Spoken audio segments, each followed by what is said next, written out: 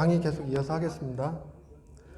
제가 부교육자로 있을 때 담임 목사님께서 제가 레크레이션 강사를 했었기 때문에 이제 재밌는 얘기 이런 것 좀 알려달라고 설교 시간에 써먹게, 그래서 독수리에 관한 이야기를 알려드렸습니다. 독수리 새끼가 엄마한테 와서 엄마 나 독수리 맞아 그랬더니 우리 아들 독수리지, 하늘의 제왕 독수리란다, 나 독수리구나 이러고 나가서 막 놀다가 들어오더니 엄마 나 진짜 독수리 맞아 그랬더니 그럼 우리 아들 독수리야, 아무도 이길 수 없는 독수리야 그랬더니 나가서 또 놀다가 막 들으면서 엄마 나 진짜 독수리 맞아 이렇게 짜증이 났던 엄마가 그래 이 새대가리야 그랬다는 거예요. 새대가리가 아니라 내가 말이 표현이 잘못됐어요. 닭대가리야 그랬더니 아이 그래 이 닭대가리야 그랬다는 거예요. 근데 그 얘기를 담임 목사님한테 말씀드렸는데 담임 목사님이 막 재밌다고 웃으시더니 설교 시간에 써먹으셨어요. 써먹으면서 저와 같은 이런 실수를 했어요. 그래 이 새대가리야 그랬더니 교인들이 웃으시면서도 그래 독수리가 새지 뭐. 또 한 번은 이런 얘기도 말씀드렸습니다. 설악산에 흔들바위 떨어졌다는 얘기 들으셨잖아요. 많은 사람들한테 이게 진짜처럼 느껴졌나 봐요. 실제로 설악산 관리사무소에 전화도 무지하게 오고 그랬었다 그러네요. 근데 그 얘기를 제가 목사님한테 말씀드렸습니다. 그러면서 기자들이 취재를 하러 갔는데 그 관리소 직원한테 떨어질 때 무슨 소리 못 들었냐 그랬더니 떨어질 때 뻥이요 하는 소리가 들렸다는 거예요. 그러니까 결국 뻥이었다는 얘기인데, 이 얘기를 목사님한테 말씀드렸더니 목사님이 막 재밌으셨다고 웃으시더니 설교 시간에 써먹으셨어요. 써먹으면서 기자가 관리사 직원한테 가서 물었습니다. 떨어질 때 무슨 소리 못 들었나요? 그랬더니 교인들이 갑자기 다 같이 합창을 해. 뻥이요. 교인들은 다 알고 있는 얘기였던 거예요. 유명한 일학과인데 그런 얘기도 있더라고요. 그 강사님이 세미나 도중에 떨어졌는 줄 알고 네. 확인을 처음 듣는 얘기세요? 아니 옛날에 진짜 떨어진 줄 알았어요. 네. 너무 이야기가 그럴싸했었죠. 미국의 스포츠단 선수들이 와갖고 밀어도 안 떨어진다고 해서 책임질 수 있냐, 우리가 밀어보겠다고 밀었다가 떨어졌다고 그런 얘기가 있었는데, 어떤 강사님은 그러세요. 강의를 진행하다가 많은 분들이 주무시고 계시니까 정색하시고 그러대요. 사실은 제가 어젯밤에 제 아내가 아닌 다른 여자랑 잠을 잤습니다. 그랬더니 목사님들 놀라갖고 잠들면서 뭔 소리야 이게 그랬는데, 사실은 제가 어젯밤에 저희 어머니랑 잤습니다 이렇게 얘기하는 거예요. 근데 목사님들이 이거 너무 좋다, 나도 교회 가서 오후 예배 시간에 한번 써먹어야지 하고 몇 달이 지난 다음에 목사님이 오후에 설교 가시는데 졸고 있으니까 이때 써먹어야지 그랬더니 갑자기 마이크 설교 도중에 그러시는 거예요. 제가 사실은 어제 제 아내가 아닌 다른 여자랑 잠을 잤습니다 그랬더니 성도들이 놀래갖고 이렇게 딱 쳐다보는데 목사님이 그 다음 말을 까먹은 거예요. 가만히 있자보자, 그 여자가 누구였더라?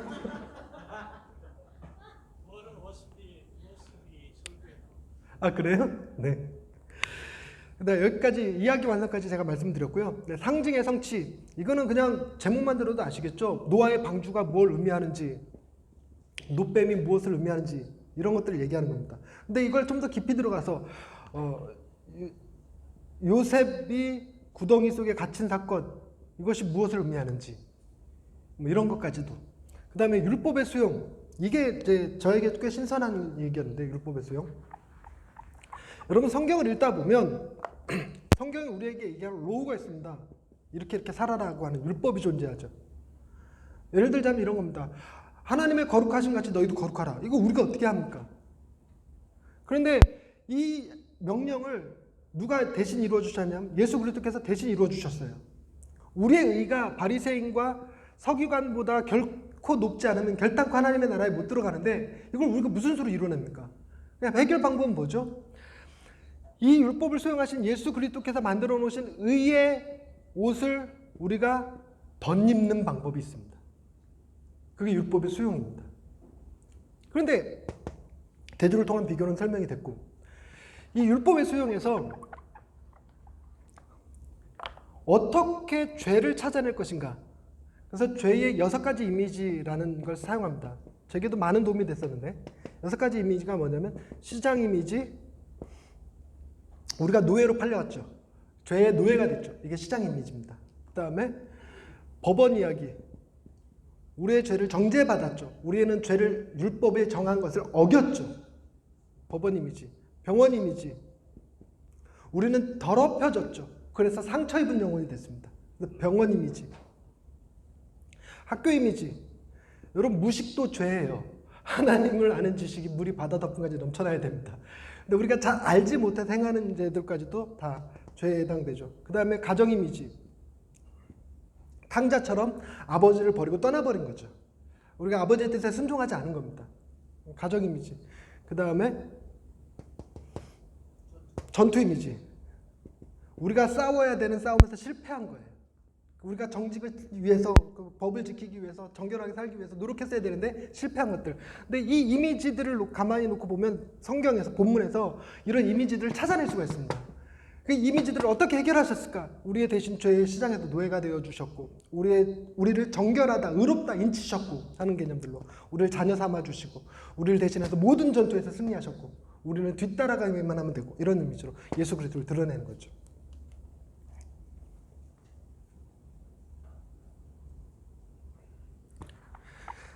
제가 아까 타락 부분에서 미처 말씀드리지 못한 게 있는데, 우리가 종교 안에서도 우상이 도사리고 있습니다. 팀켈러의 표현을 빌리자면, 우리 이 팀켈러의 복음을 가지고 일하는 것을 복음사역이라고 부르는데, 복음사역조차도 우상 숭배가 될 수 있다는 표현을 쓰거든요. 근데 팀켈러가 경계하는 게 네 가지가 있습니다. 첫 번째, 종교적 교리를 너무 강조하다 보니까 이것이 곧 구원인 것처럼 설명하는 경우가 많다는 거죠. 이게 이제 그래서 다른 교단을 배제하고, 이게 우리가 기억하는 거 있죠. 제세례파 사람들을 수장시켜 버렸던 이야기라든가, 칼빈이 누구를 감옥에서 뭐 죽게끔 했다는 얘기 등 이런 것들. 두 번째, 이게 참 저에게 문제인데, 사역의 성과 혹은 우리가 가진 은사, 이게 우상이 될 수 있답니다. 무슨 얘기냐면, 예수 그리스도로 말미암아 우리가 구원을 받는 건데, 구원받는 이유에 대해서 뭐라고 생각하냐면, 내가 변화시킨 사람이 몇 명인데, 이렇게 얘기하는 거죠.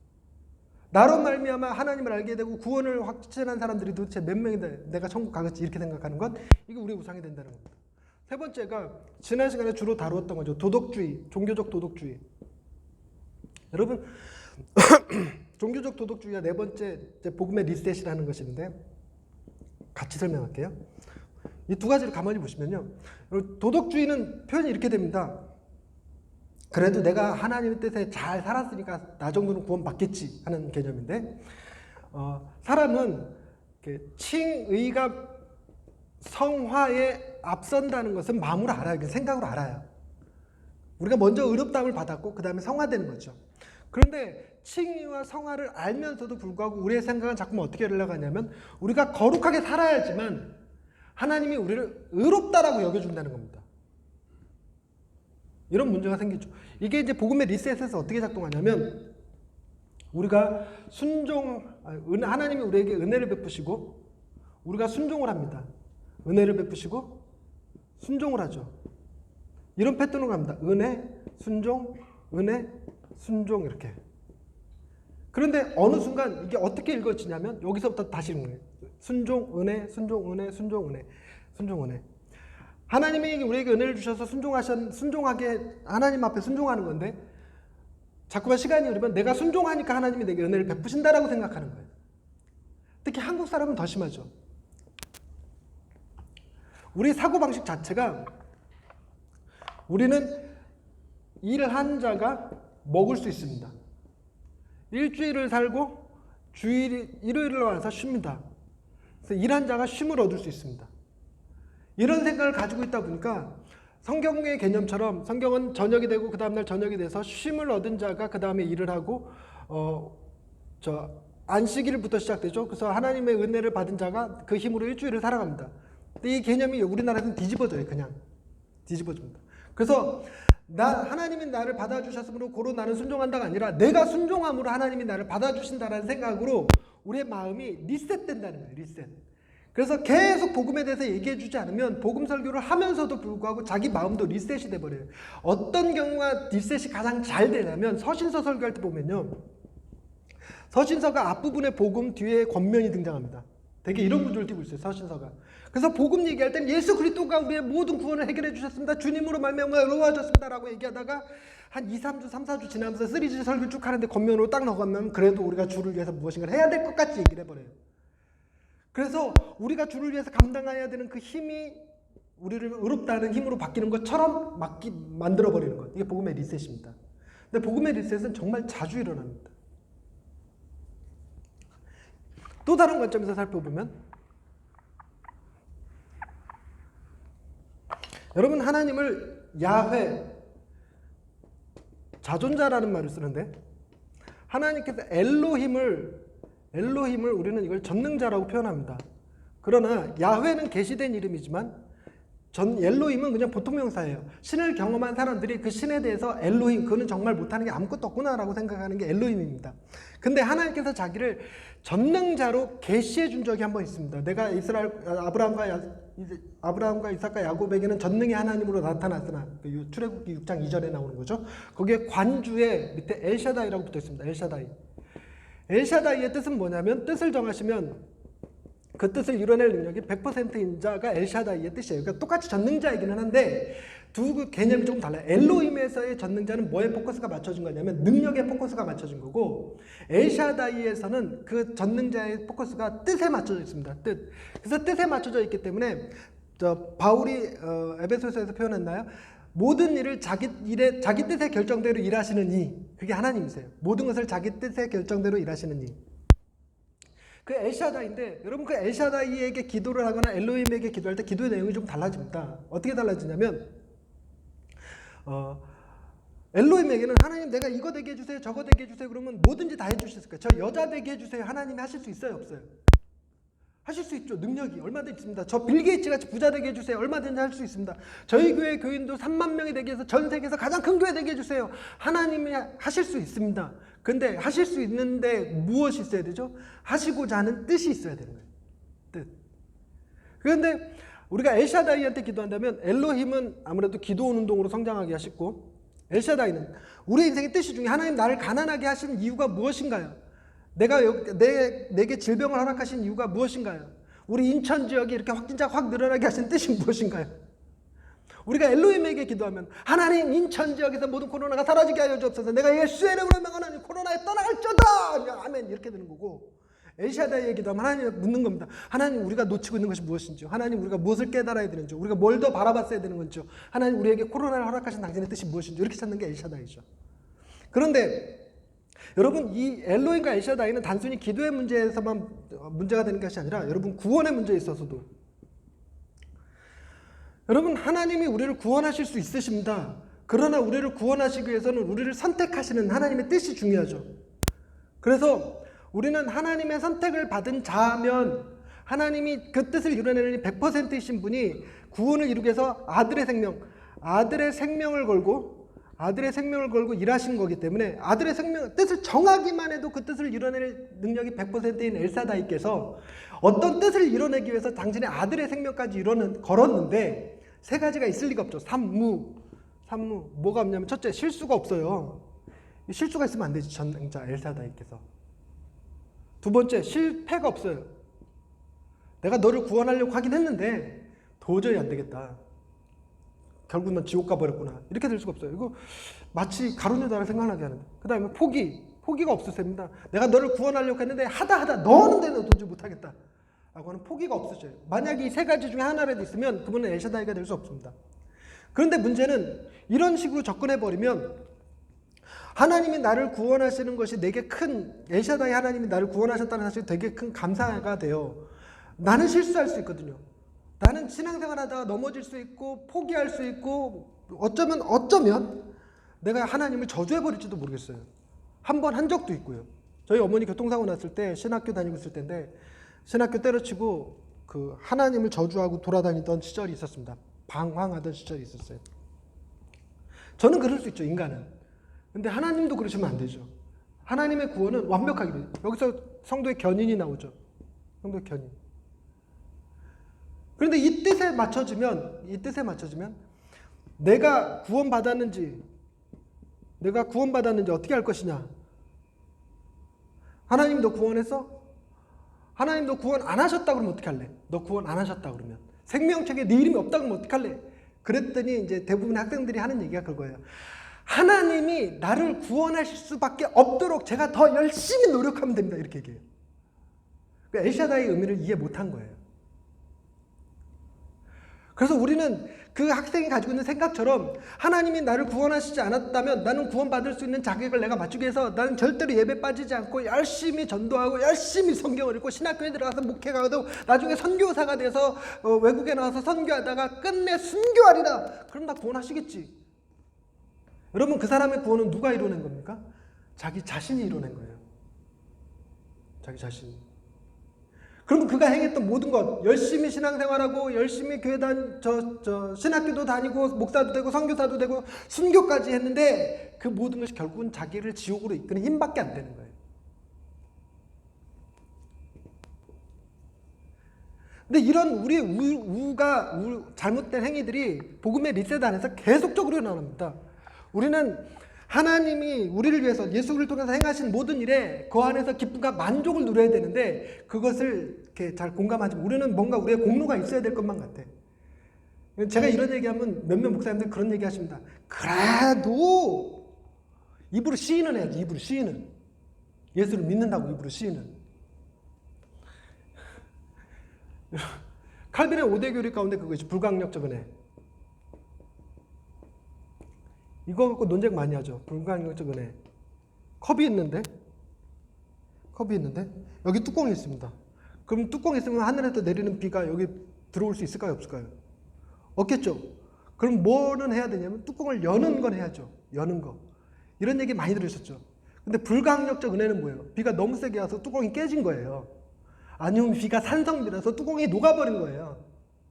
그래서 우리가 거부할 수 없는 힘, 거부할 수 없는 은혜를 받은 것. 그렇기 때문에 나의 구원에 대해서 그 안에서 예수 그리스도로 인해서 충분히 만족하고 기쁨을 누린 상태에서 살아가는 것. 이것이 다른 삶에도 영향을 미쳐요. 복음은 모든 것을 변화시킨다. 일을 놓고 생각해 봅시다. 일을 하는 목적이 이 안에서 내 안정의 욕구를 찾는 거예요. 돈을 벌어야지만 내가 먹고 살 수 있는 거니까. 그리고 그 일을 통해서 내가 어떤 성과를 이뤄내면 나를 증명하는 수단이 돼요. 나를 인정받게 하는 거죠. 그리고 그 일에서 내가 부장이라도 되면 권력을 갖게 되죠. 그리고 내 가정을 통제하거나 내 직장을 통제하거나 통제할 힘이 생깁니다. 그래서 일에 더 몰두합니다. 일 자체가 나쁜 건 아니에요. 하나님께서 우리도 일하게끔 하신 거니까. 그런데 그 일을 너무 몰두하다 보니까 그 안에서 하나님으로부터 만족할 수 있는 것들을 찾으려고 하다 보니 이게 관계가 틀어져 버려서 일이 중요하다는 이유로 내 건강을 해치게 되거나 일이 중요하다는 이유로 가족을 소외시켜 버리는 경우가 나옵니다. 여러분, 목사님들 그런 거 많죠. 목사님들 목회가 얼마나 귀해. 얼마나 소중해요. 저 어릴 적에는 목사님의 자녀들이 아빠를 아빠라고 못 불렀대요. 홍길동도 아니고 다 목사님이라고 부른다고.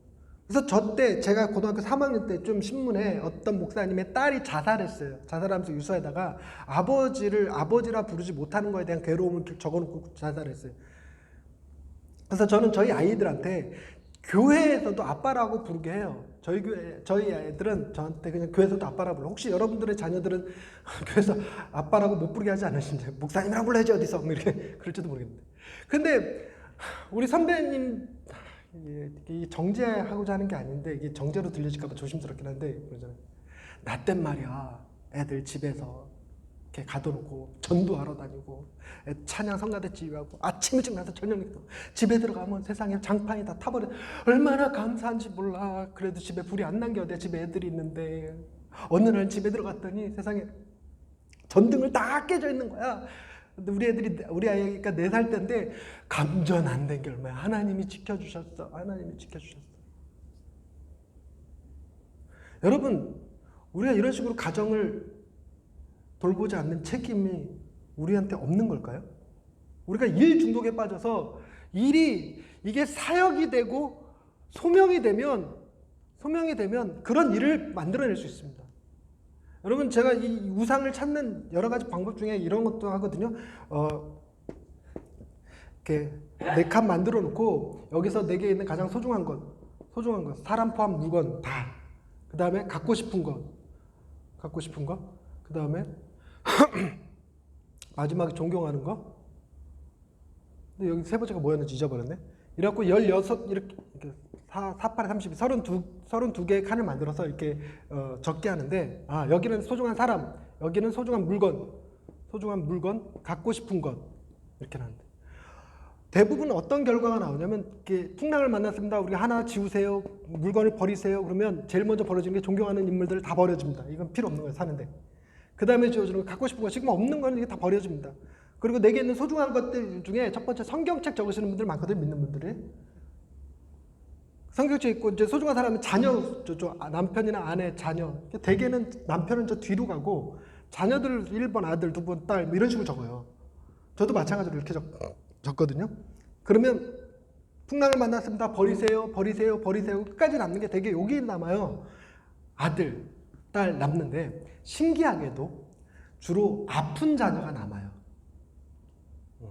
저도 제 딸아이가 아프니까 아들은 먼저 버리고 딸을 끝까지 붙잡고 있더라고요. 그 딸을. 그 하나마저도 버리라고 할까봐 조마조마한 거죠. 그런데 이걸 사역자들한테 해봤더니 여기 신디 적으신 분이 계셨어요. 신디 적으셨는데 다 버리고 맨 마지막에 하나 남은 게 신디였어요. 신디. 그래서 제가 이해가 됐어요. 그래서 왜 자녀까지 다 버리시고 신디를 붙잡았습니까? 그랬더니 울어요. 그냥 펑펑. 그래서 옆에 분이 설명해 주는데 이분이 찬양 사역자래요. 신학생이었는데 찬양 사역자. 그래서 자기가 존재하는 힘이 어디서 나나 하나님을 찬양하는 데서 나오는데 이것마저 버릴 수 없다는 거예요. 하나님을 찬양하는 거, 간증 사역하는 거 정말 소중한 겁니다. 귀한 거예요. 그러나 그것이 곧 우리의 우상이 될 수도 있다는 얘기입니다.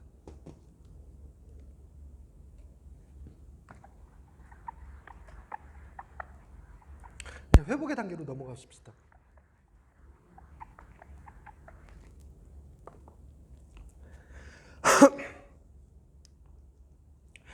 그 우상 숭배에 있어서 가장 중요한 단어를 하나 꼽아라 그러면 대체입니다. 대체. 우상은 저희 동네 목사님들 대상으로 강의했을 때 그러더라고요. 그럼 우리 매일같이 기도하면서 모여서 서로의 우상을 지적해 주십시다. 서로의 우상을 이겨낼 수 있도록 해주시다. 그래서 우상을 이겨야 됩니다. 아니요, 그렇게 해서 이겨지는 게 아닙니다. 그럼 지적하는 이 즐거움이 또 우상이 돼버려요. 그리고 뭐도 되냐면 난 내 마음에서 우상을 제거했다라고 하는 이 자부심, 이게 또 자기 의가 됩니다. 끊임없이 우리는 우상을 만들어낼 수밖에 없어요. 그래서 우상은 없애는 게 아니라 대체해야 되는 겁니다.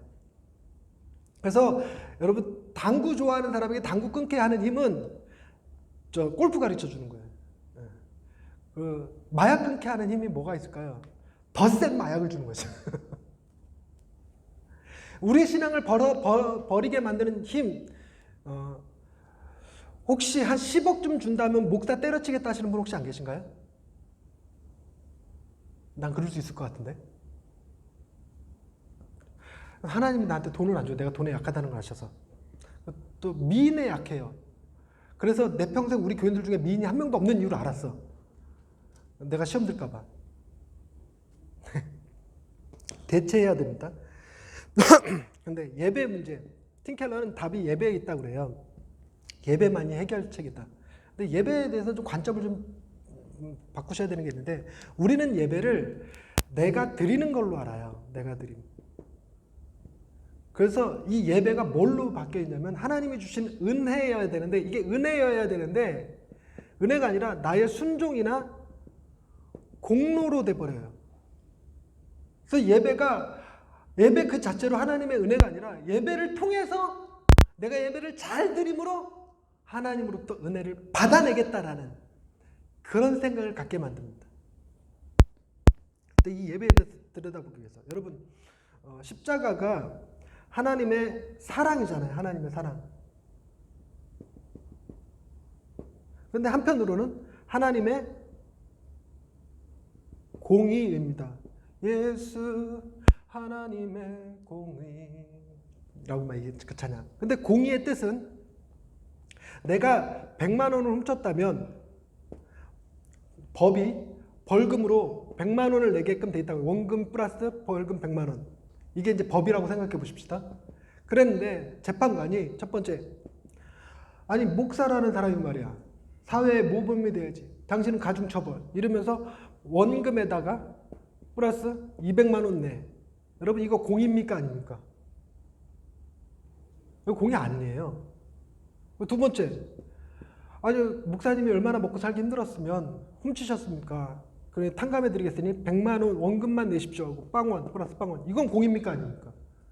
이것도 공의가 아니에요. 공의는 정해진 대로 움직이는 거예요. 정해진 대로. 그러니까 십자가는 우리가 얘기하듯이 예수님이 누구를 위해서 십자가 달려 돌아가셨나요? 라고 물을 때 대부분 대답이 나요 이렇게 된 나요. 그럼 정답. 왜 나라고 대답할까? 대부분 학생들이 그러거든요. 모든 사람이요 그럼 땡 그러고 우리 교회요 그럼 땡 그러고 우리요 그럼 땡 그러고 저요 그럼 정답하고 하는 거를 어릴 적부터 주일학교에서 쭉 해오다 보니까 그냥 나를 위해서 죽었어요. 그런데 이거 예수 그리스도의 십자가가 나를 위한 십자가라는 신학적 근거가 어디에 있냐면 모든 사람들 중에 유일하게 죄 지은 사람이 나 하나일지라도 예수님은 십자가를 지셨을 거라는 그 신학적 교리에서 나오죠. 그래서 십자가는 나를 위한 십자가입니다. 근데 문제는 이게 공의에서 부딪혀.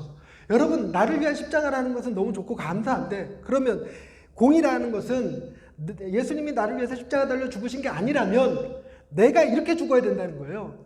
여러분 내가 예수 그리스도의 피를 필요로 하는 죄인이라는 것은 부정하지 않는데 내가 죄 용서받기 위해서는 예수님 손끝에서 나오는 피 한 방울이면 되지 무슨 온몸의 피를 다 쏟아 그 심장까지 터져가면서 이거는 공의가 아니라 하나님의 폭력입니다 라고 느껴지지 않나요? 그런데 내 죄가 공의에 해당되려면 내 죄가 단순히 거짓말한 거, 주일 빼먹은 거, 헌금 사기친 거 이런 것 정도 갖고 될 일이 아니죠. 더 큰 죄여야 돼. 더 큰 죄. 더 큰 죄. 하나님이 에덴 동산에다가 선악과를 만드셨습니다.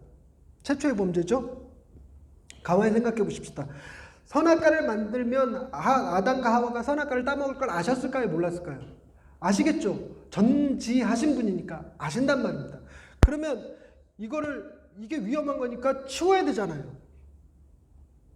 제가 어릴 적에 뜨거운 커피 마시다가 애기들 이렇게 바닥에 기어다닐 때 그 커피를 바닥에 내려놓으면 됩니까? 안 됩니까? 안 돼요. 바닥에 내려놓다가 애들이 기다가 그걸 건드려갖고 손에 화상이라도 입으면 애가 혼나는 게 아니라 그거 내려놓은 내가 혼나요. 선악과를 두면 이거 먹으면 정령 죽으려서 이거 위험한 거면 이거를 안 보이는 골짜기에다 숨겨놓든지 아니면 중앙에다 둘 거면 접근하지 못하도록 어떤 방어막을 쳐서 두루두루 화약을 미리 설치해 놓든지 왜 이걸 한가운데다 두고 이거 따먹으면 죽어 이랬을까요?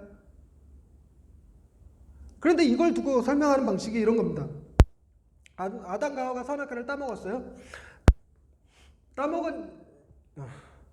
따먹은 이유로 하나님께서 그들을 에덴 동산에 내쫓으셨는데 이 따먹은 게 뭐 그리 대수라고 인간이 죽음에 이르러야 되는가? 하나님과의 관계가 단절되고 죽음에 이르러야 됐었는가? 이걸 생각해 보는 겁니다. 그래서 하나님의 진노가 어떤 거였는가? 하나님의 진노에 대한 이해를 돕는 건데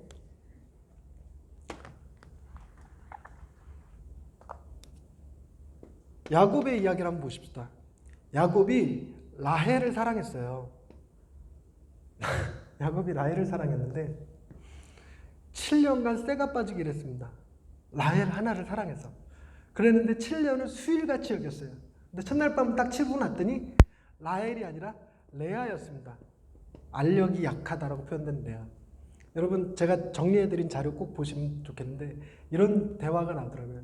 야곱이 레아한테 당신 어째서 어제 밤에 캄캄할 때 내게 거짓말을 하였소? 그러니까 이제 레아가 묻습니다.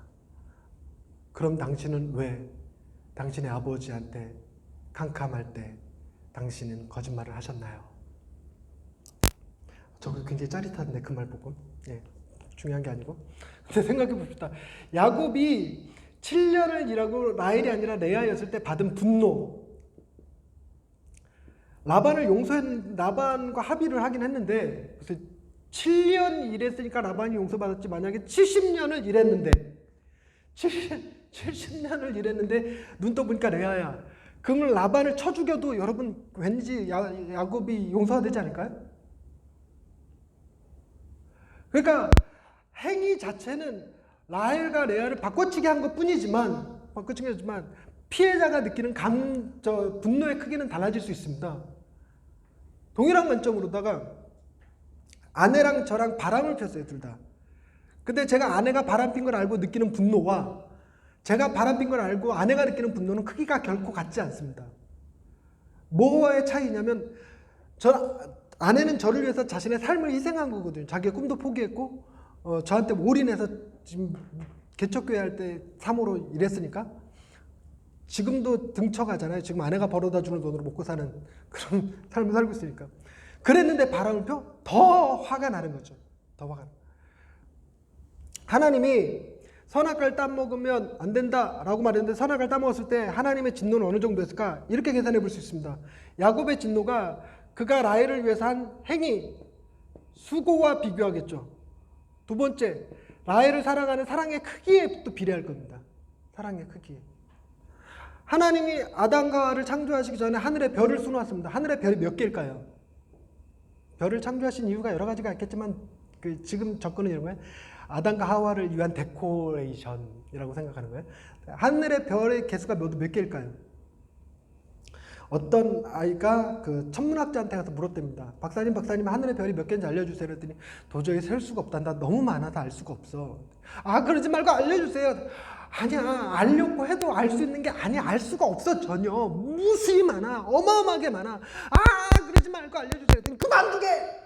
아, 그만두게. 하늘의 별이 92개입니다. 그런데 저것들을 우리가 사랑하는 사람과 교제하다가도 그 사람이 나랑 헤어지게 되면 그 사람에게 줬던 거 돌려받고 싶은 생각 있잖아요. 돌려받고 싶은 생각. 하나님이 우리의 범죄로 인해서 하나님이 느끼셨을 진노는 이것들을 다 쏟아부을 정도 아닐까요? 그래서 하나님의 진노의 날을 표현할 때 뭐라고 하냐면 태양이 빛을 잃고 달이 핏빛으로 변하고 하늘의 별이 땅에 쏟아진다고 표현해요. 하나님 우리에게 주신 걸 다 그렇게 드러내는 거죠. 또 하나, 하나님이 우리를 사랑하신 건 얼마나 할까요? 모든 걸 지으시고 날 땐 보시기 좋았다 그랬지만 사람을 만드시고 난 보시기에 심히 좋았다고 그랬죠. 심히. 그러니 그 심히 좋았던 그 당신의 창조물에게 배신당하시는 그때의 진노, 분노는 어마어마했을 거라는 겁니다. 어마어마. 근데 야당과 하와가 지은 죄는 뭔데? 여러분, 요셉이 보디발의 집에 있을 때 모든 것이 다 허용됐지만 하나 허용 안 된 게 있죠. 엄밀하게 하면 두 개인데 같이 식사는 내가 너랑 같이 식사는 못한다. 겸상은 못한다 그래요. 하나는 뭐냐면 내 아내는 건드리지 마라. 내 아내는. 그랬는데 요셉에게는 전권이 주어져 있었어요. 그러니까 종을 살 수도 있고 팔 수도 있고 자기 집에 이 보디발의 집에 그리고 실제로 죽일 수도 있는 권한을 가지고 있었어요. 집을 이사갈 수도 있고 리모델링할 수도 있습니다. 여러분 그 정도의 권한을 가지면 자기가 주인이라고 할까요? 종이라고 할까요? 보디발은 계속 출장이에요. 전쟁 나가고 왕한테 가 있고. 그러면 보디발이 없는 집에서 자기가 주인인 줄 알 텐데 뭐만 보면 주인이 아니라고 느끼냐면 보디발의 아내만 보면 아 내가 이 집의 주인이 아니고 종이구나 라는 걸 깨닫죠. 뭔가 못하는 게 있다는 거. 선악과도 그렇게 접근해 볼 수 있다는 거예요. 선악과도 아담과 하와가 에덴 동산에서 할 수 없는 게 없어서 다 할 수 있어. 다 할 수 있었는데 유일하게 딱 하나만 못했어. 선악과만 먹지 말라는 거였어요. 그래서 그걸 통해서 나는 내가 이 에덴 동산의 주인이 아니라 종이구나라는 깨닫는데 선악과를 따먹음으로 인해서 내가 내 삶의 주인이야 라고 외쳤다는 거죠. 우리의 죄가 뭘까? 우리가 십자가에서 하나님의 공의를 채우는 이 죄는 내가 거짓말한 것, 도둑질한 것 이런 게 아니라 내 삶의 주인이 나라고 여겼고 더 심하게 우리는 하나님을 내 삶에 내가 주인이고 하나님은 나의 조력자로 취급해버리는 거예요. 조력자. 내게 지혜 주세요. 능력 주세요. 사람 붙여주세요. 우리 목사님들 개척하면 제일 많이 하는 기도. 하나님 함께 일할 사역자 붙여주십시오. 저도 그랬죠. 피아노 사다 놓으면 반주자 온다고 안 와. 10년 넘도록. 어쨌든 하나님을 조력자로 삼으면 하나님을 동역자, 내 사역의 동역자로 삼으면 하나님의 사역에 내가 동역하는 게 아니라 내 사역에 하나님의 동역자, 하나님을 동역자로 쓰니까 내 죄가 정말 십자가 아니면 용서받을 수 없는 큰 죄구나를 깨닫는 거예요. 우리의 해결책은 뭐냐면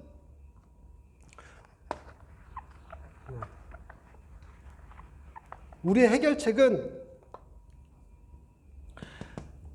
예수 그리스도의 십자가가 하나님의 사랑이고 하나님의 공의를 이루는 이 십자가가 반드시 내 거여야 합니다.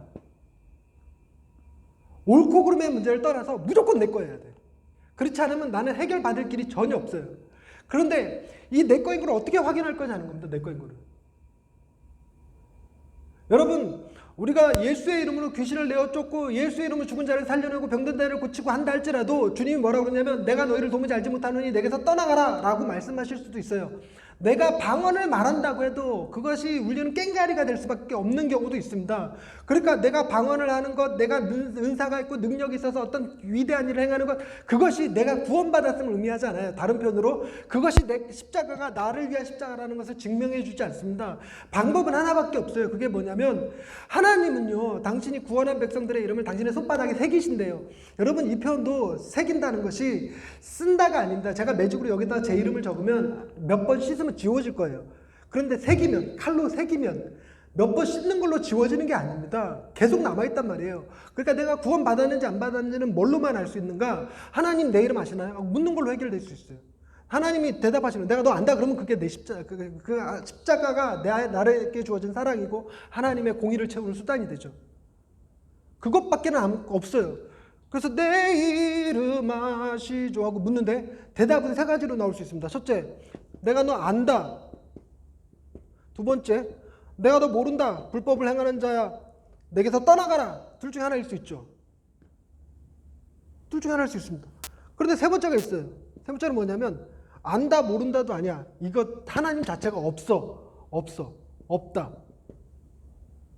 이 없다의 문제를 먼저 해결해야 되는데 여러분, 제가 사람들한테 물을 때 하나님이 만약에 없다 그러면 계속 교회를 다니시겠습니까? 없다 그러면 계속 목회하시겠습니까? 없다고 하는 게 뭘로 증명되는데요? 아니, 그 화성에 이렇게 보내놨더니 거기도 인류가 살고 있어. 그러니까 창조가 아니고 진화가 너무 완벽하게 맞아떨어졌어. 그래서 특정 조건을 맞췄더니 과학에서 사람이 막 진화해갖고 사람이 나오네? 뭐 이렇게 돼서 신은 없는 거구나, 우리 자연적 진화구나 라고 생각되어지는 순간, 그러면 우리 목회 그만둘 것인가? 교회 안 다닐 것인가? 예배 안 드릴 것인가? 이것도 마찬가지로 여러분, 사람은 어떤 특정한 소프트웨어에 의해서 돌아가게 되어 있습니다. 우리가 자유주의가 됐건 공산주의가 됐건 우리 삶을 지탱해주는 문화라는 게 있어요. 문화. 다양한 문화들이 있는데 그 문화들 가운데 가장 탑인 문화가 뭐냐면 기독교 문화입니다. 답이 되는 기독교에서 하나님을 인정하지 않는 사람들에게 기독교가 끼친 영향에 대해서 설명하면서 하나님이 진짜로 계시다는 퍼펙트한 증거는 아닐지라도 실마리는 제공해 줄 수 있다. 하나님이 계신다고 생각되어지는 세계관이 우리가 훨씬 더 이해가 되고 납득되어지는 세계관이다 라는 주장들을 합니다. 그런 여러 가지 주장들을 하는데, 법이라고, 인권이라고 하는 것, 법이라고 하는 것, 이 근본 토대가 어디서 나왔을까? 여러분, 우리가 총에 맞아서 쓰레기 더미에 벌어지지 않을 수 있는 권리, 그게 도대체 어디에서 근거하고 있습니까? 자연의 법칙에서? 여러분, 자연의 법칙에서는 약육강식이고 이기적인 유전자이고 또 하나 단어가 있는데, 이기적인 유전자, 약육강식, 적자생존인 거예요. 그렇기 때문에 우리는 자연에서 인권을 찾을 수가 없습니다. 거기 힘 있는 자가 살아남는 거예요. 그러면 이 법도 마찬가지로 무엇을 근거로? 그래서 팀켈러가 쓰는 표현이 이러는 겁니다. 술집에서 약한 사람을 괴롭히면 안 돼. 남의 것을 훔치면 안 돼. 그랬더니 술 먹는 사람이 누가 그래? 누가 그래? 뭐라고 대답할 거예요? 왜 훔치면 안 된다고 하는 거예요? 그리고 또 어떤 선생님이 학교에서 똑바로 살아야 된다 이런 도덕에 대해서 얘기를 하는데 애들이 이러는 거예요. 왜요? 인간은 이런 존재이기 때문이란다. 왜요? 계속 파고 들어가면 결국은 하나님을 얘기하지 않고는 답을 찾을 수가 없어요. 그래서 실제로 법학자들이 하는 얘기가 유대교의 정의와 기독교, 그러니까 신약의 개신교의 기독교의 자비, 정의와 자비를 토대로 법이 세워진답니다. 무슨 얘기냐면 신이 없다 할지라도, 하나님이 없다라는 것이 증명됐다 할지라도 이 시대를 지탱하는 힘, 우리가 행복한 삶을 살 수 있게 하는 소프트 파워가 뭐에서 존재하냐면 여기 기독교에서 존재한다는 거예요. 그래서 하나님이 없다고 증명돼도 나는 계속적으로 사람들한테 목회를 할 거고 그들이 삶을 계속적으로 행복하게 살아갈 수 있도록 지원할 거야, 뭐 이렇게 할 수 있다는 거죠. 근데 이건 이렇게 해결한다 치고, 그럼 만약에 모른다 그러면 어떡할까? 시간이 많이 갔구나. 모른다.